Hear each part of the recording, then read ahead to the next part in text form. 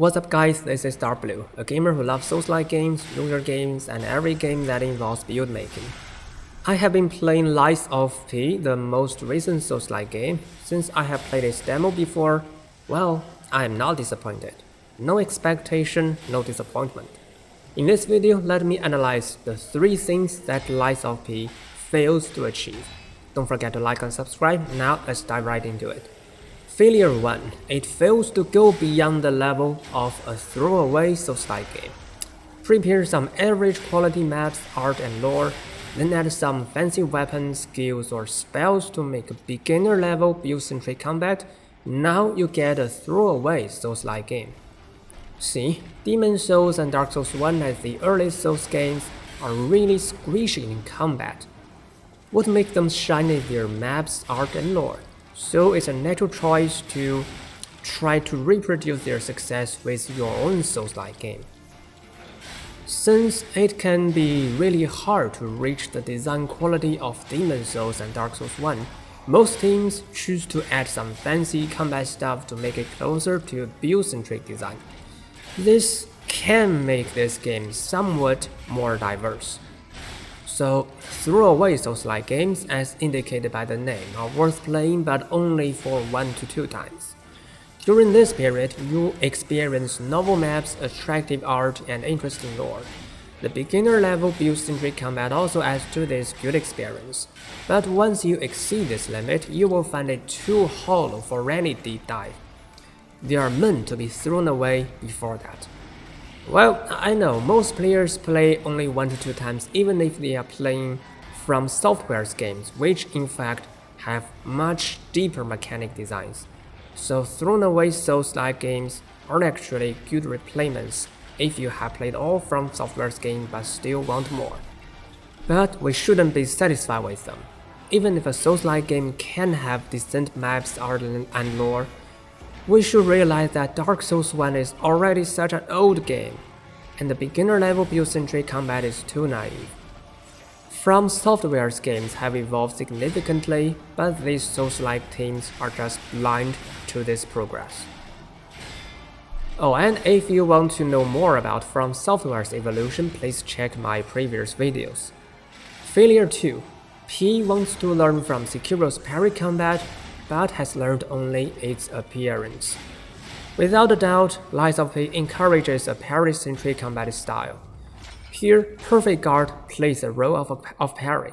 It cancels all incoming damage and deals some white bar accumulation at the same time.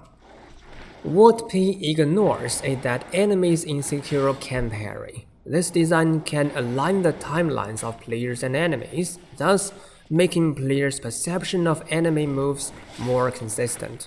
As a result, memorizing attack moves becomes an interesting activity. For more details, you can refer to my last video. Apparently, Lies of P fails to notice this design and allows enemies to move freely. To make things even worse, many moves are counterintuitive, so parrying in Lies of P is torture. Failure 3. The white bar stagger mechanic is not satisfying. Attacking and Perfect Guard can accumulate the white bar, but when the bar is full, you still have to land a charged attack to actually stagger the enemy and perform execution. So it's really painful. Before you finally stagger the enemy, it moves freely. You have to slowly and painfully accumulate the white bar while handling enemies' free attacks. And when the bar is finally full, you still have to manage to land a charged attack again while enemies are attacking freely. However, such an insane design is already the best possibility. To understand why, let's refer to From Software's games.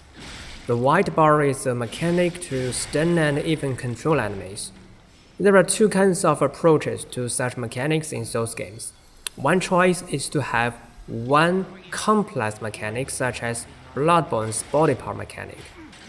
The other is to have multiple relatively simple mechanics such as Dark Souls 3. So what's the white bar? It's one simple mechanic. It's so simple that it has to be hard to trigger, allowing enemies to move freely and show their unique move designs.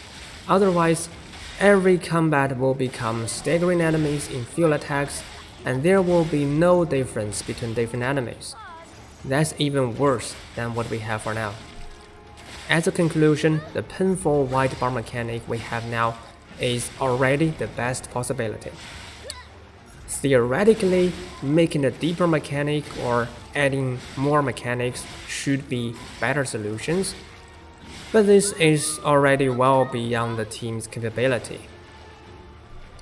In summary, with the three things that Lies of P fails to achieve, it is far from a decent game. However, as a throwaway Souls-like game of average quality, it is still playable. I just want better Souls-like games in the future. If you like my story or want to join me into depths of games, remember to like and subscribe. Thanks for watching, see you around.